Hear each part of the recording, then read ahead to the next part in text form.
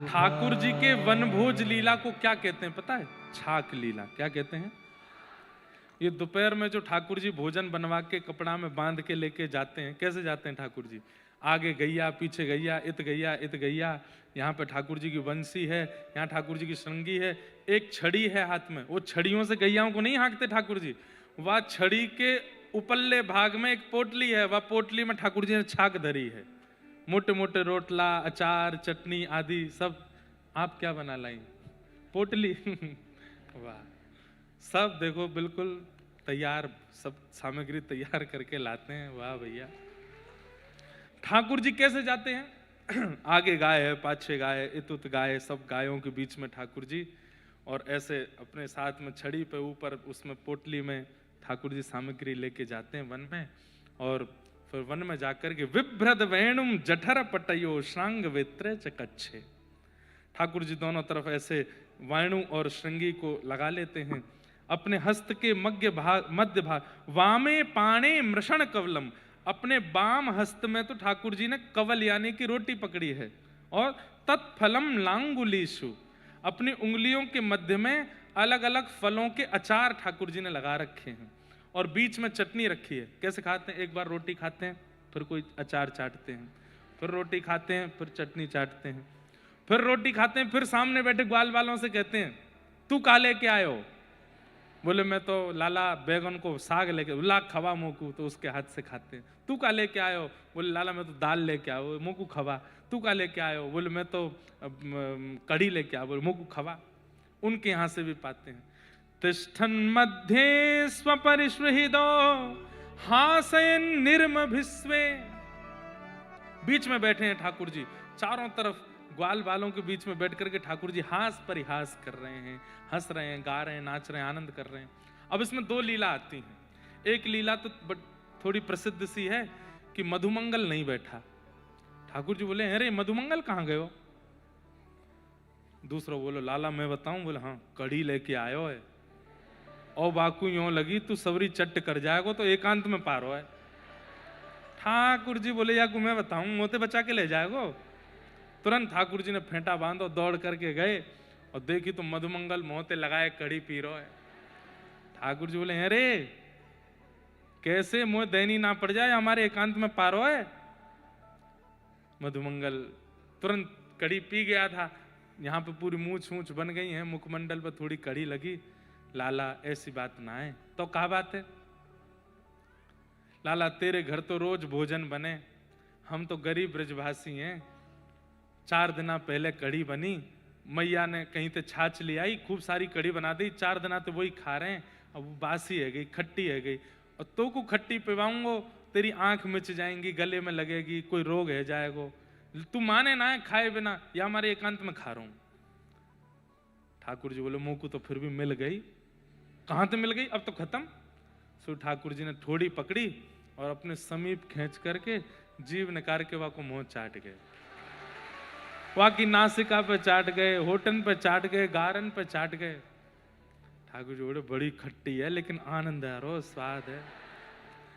मधुमंगल के नेत्रों से अश्रुपात होने लगे। ठाकुर जी को अंक में भर लिया। वो लाला तू इतनो प्रेमी काहे को है? अरे हम ब्रजवासी, हमें कोई पूछे ना, हमें कोई देखे ना, गोवरन की सुगंधी सी आती रे तन में ते, तू काहे को हम तो इतना स्नेह करे? अरे हम तो एक ही लत्ता 2-2 बार पहन लें, 3-3 बार धारण करते रहे, हम तो इतने पवित्र भी ना है लाला, तू इतना प्रेम काहे को करे? ठाकुर जी बोले क्यों, तू मेरो ना है? ये ब्रजवासी मेरे ना है? तुम सब मेरे ना हो?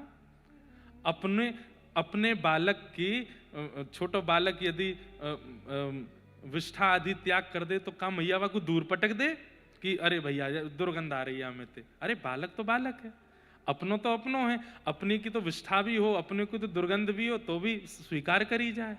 तुम सब मेरे हो। ब्रजवासी वल्लभ सदा मेरे जीवन प्राण, तुम सब ब्रजवासी मेरे प्राण हो, इनको ना ही बिसारी हो मोहनंद बाबा की आन। तुम ब्रजवासी ने कभी ना भूल सकूंगा। या हमारे ब्रजवासी के लैया भैया 100 गलती 100 खून माफ हैं। ब्रजवासी ठाकुर जी उनते नाराज ना हूं मैं, क्यों? ब्रजवासी मेरे प्राण है। जय लेकिन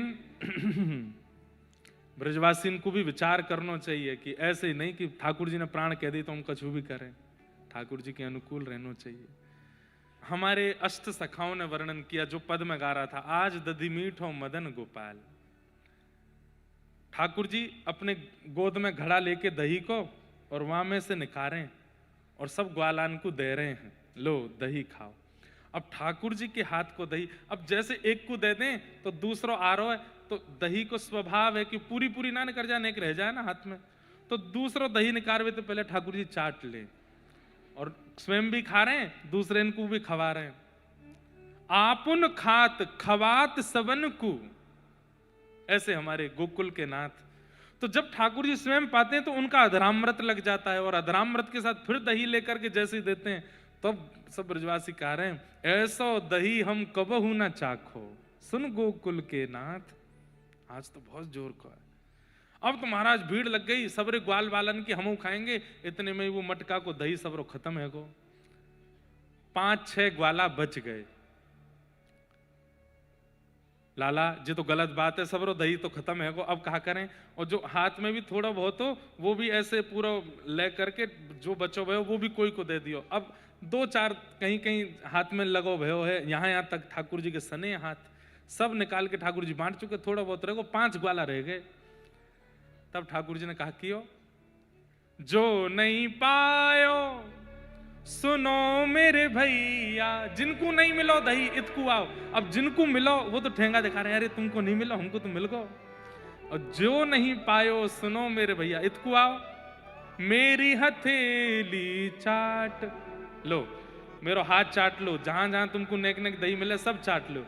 तो ठाकुर जी को हाथ लेके एक उंगली एक चाट रो, दूसरो चाट रो, यहाँ ते चाट रहे, सब जगह ते ठाकुर जी के हाथ को चाटन लगे।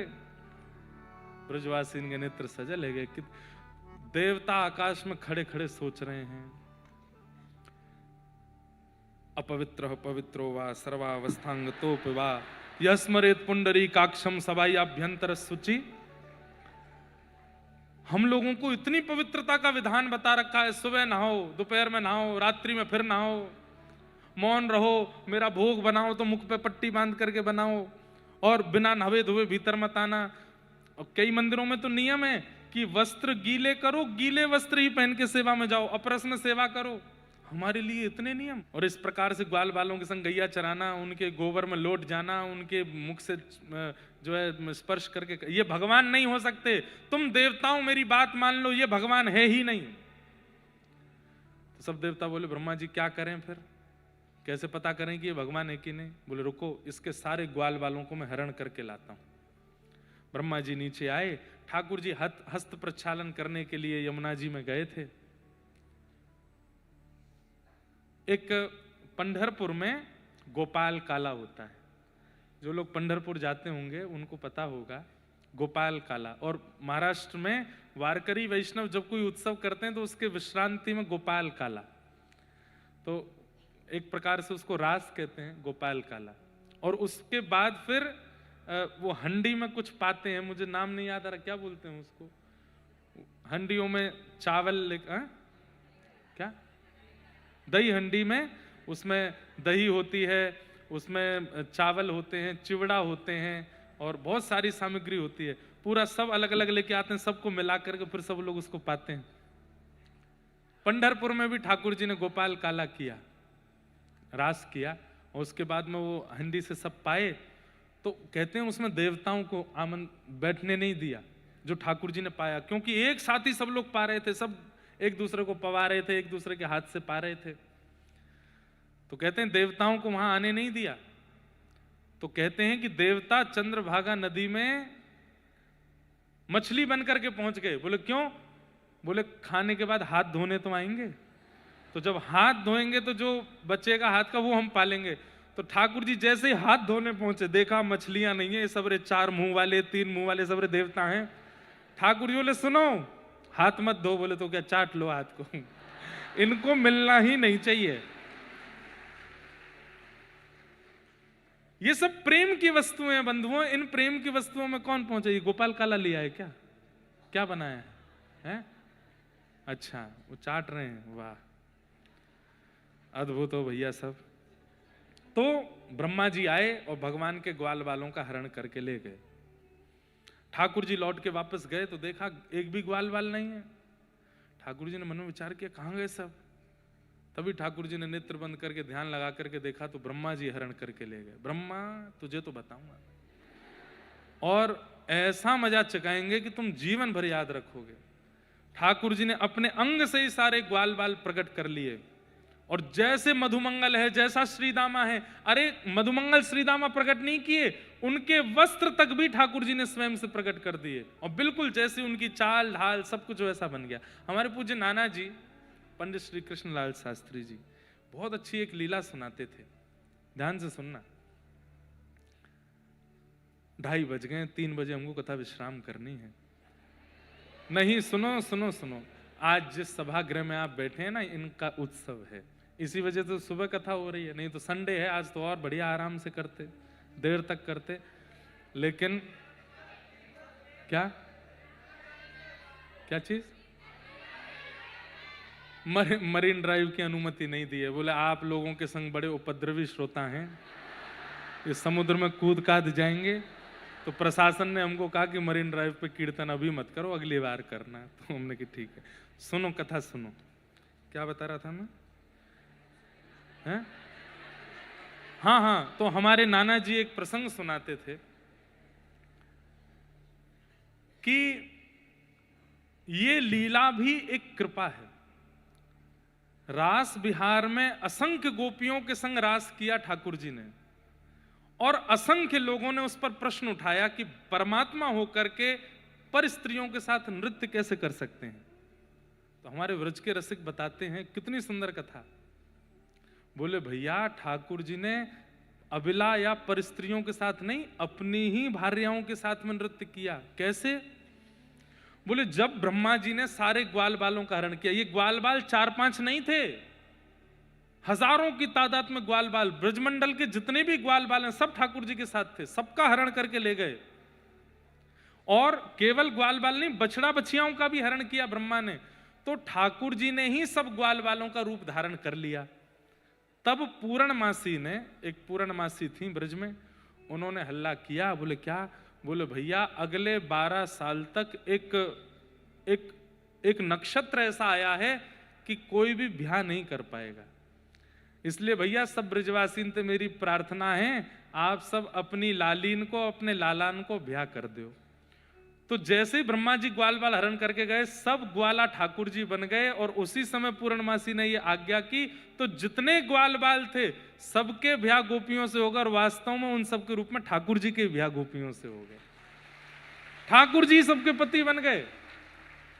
इसलिए रास बिहार की जो लीला है उसमें आप दोष नहीं देख सकते, क्योंकि ठाकुर जी की ही भार्यां हैं वे सब गोपियां, ठाकुर जी की ही सब अर्धांगिनी है।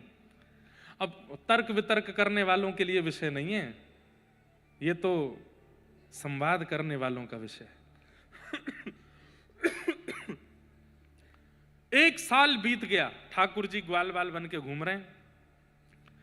तभी बलराम जी बोले ये आजकल ग्वाल बालन में से बड़ी सुगंधी आ रही है, जैसी लाला की सुगंधी वैसी सबन में ते आवे, वैसी इन बछड़ा बछियान में ते सुगंधी आवे।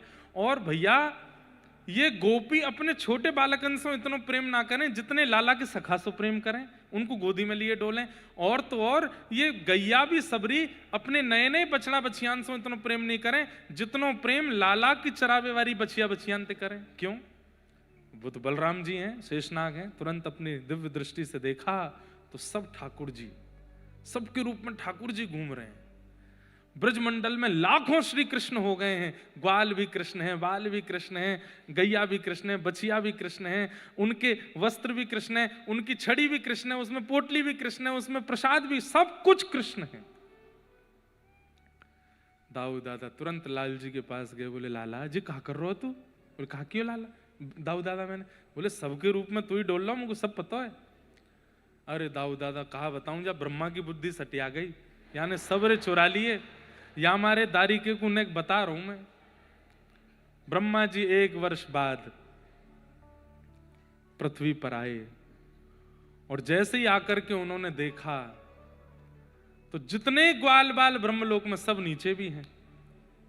ब्रह्मा जी बोले एक जैसी दूसरी कृति बनाने की क्षमता मुझे ब्रह्मा में भी नहीं है।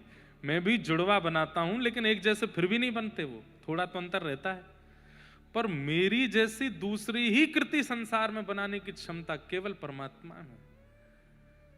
ग्वाल बाल तो ब्रह्मलोक में है, ग्वाल बालों का तो मैं हरण करके ले गया, तो ये नीचे कहां से आ गए? बोले निश्चित है ये कृष्ण ने ही। और फिर ब्रह्मा जी हैं, उन्होंने भी अपनी दिव्य दृष्टि से देखा तो सब कृष्ण थे। ब्रह्मा जी समझ गए मैंने बहुत बड़ा अपराध कर दिया, ठाकुर जी से क्षमा मांग लूं, लेकिन उन ग्वाल बालों को लेकर के आता हूं।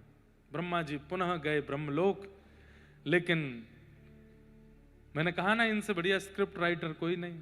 ये ब्रह्मा जी नीचे आए ग्वाल बालों को देखने, तो ठाकुर जी ब्रह्मा का रूप धारण करके ब्रह्मलोक चले गए, और ब्रह्मा बनकर के ठाकुर जी ब्रह्मलोक में गए और अपने सब सैनिकों को बोला सुनो, आजकल हमारे बहुत बहलूपिया घूम रहे हैं, मेरे जैसा कोई दूसरा दिखे तो बिना मेरी परमिशन, ऑर्डर है, सीधे लाठी चार्ज करना। ठाकुर जी ब्रह्मा बनकर के गए, जाकर के सिंहासन पर बैठ गए। अब यहां असली ब्रह्मा पहुंचे तो वहां तो ऑर्डर था, देखते ही शूट करो। ब्रह्मा जी के पीछे डंडा लेके भागे सब, बोले बहलूपिया। ब्रह्मा जी बोले मैं ब्रह्मा हूं, मैं चाह जाऊं तो वो कर दूंगा, ये कर दूंगा। बोले तू कुछ नहीं करेगा, ब्रह्मा तो हमारे भीतर बैठे। तो ब्रह्मा जी बोले भैया कौन है भीतर? बोले ब्रह्मा है। बोले मुझे दर्शन कराओ। बोले पहले बता तू नकली है ना? बोले हाँ मैं नकली हूं, मैं नकली हूं, मैं बहलूपिया हूं। लेकिन बंधुओं इतनी सुंदर स्तुति गाई ब्रह्मा जी ने। ठाकुर जी के पास गए, भगवान शंख चक्र गदा पद्म धारण करके बैठे हैं। सबको तो वो ब्रह्मा के रूप में दिख रहे थे, लेकिन ब्रह्मा जी को नारायण के रूप में दिख रहे थे। ठाकुर जी बैठे क्रोध में। ब्रह्मा जी ने कहा नो मिड्यते भ्रभुपुषे टडिदंबराय